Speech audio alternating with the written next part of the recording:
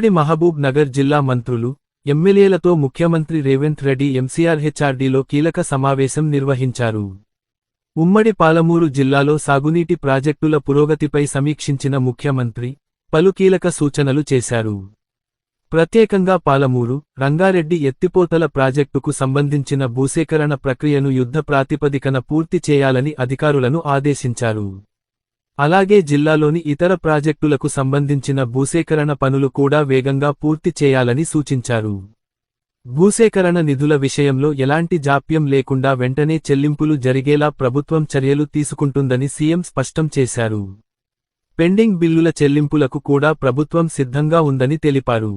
ఉమ్మడి పాలమూరు జిల్లాలో సాగుతున్న సాగునీటి ప్రాజెక్టులపై జిల్లా మంత్రులు, సంబంధిత అధికారులతో తరచూ సమీక్షలు నిర్వహించి పనుల పురోగతిని ఎప్పటికప్పుడు పర్యవేక్షించాలని ముఖ్యమంత్రి ఆదేశించారు. ఈ సందర్భంగా జిల్లాలోని పలు సమస్యలను మంత్రులు, ఎమ్మెల్యేలు ముఖ్యమంత్రి దృష్టికి తీసుకెళ్లగా సీఎం సానుకూలంగా స్పందించారు. సమస్యల పరిష్కారం, అభివృద్ధి పనుల పురోగతిపై తరచూ తనను కలిసి నివేదికలు ఇవ్వాలని సూచించారు. ఈ సమావేశంలో మంత్రులు జూపల్లి కృష్ణారావు, వకిటి శ్రీహరి, ప్రభుత్వ విప్ ఎన్ఎం శ్రీనివాస్ రెడ్డి, ఎమ్మెల్యేలు మరియు ప్రభుత్వ ప్రధాన కార్యదర్శి పాల్గొన్నారు.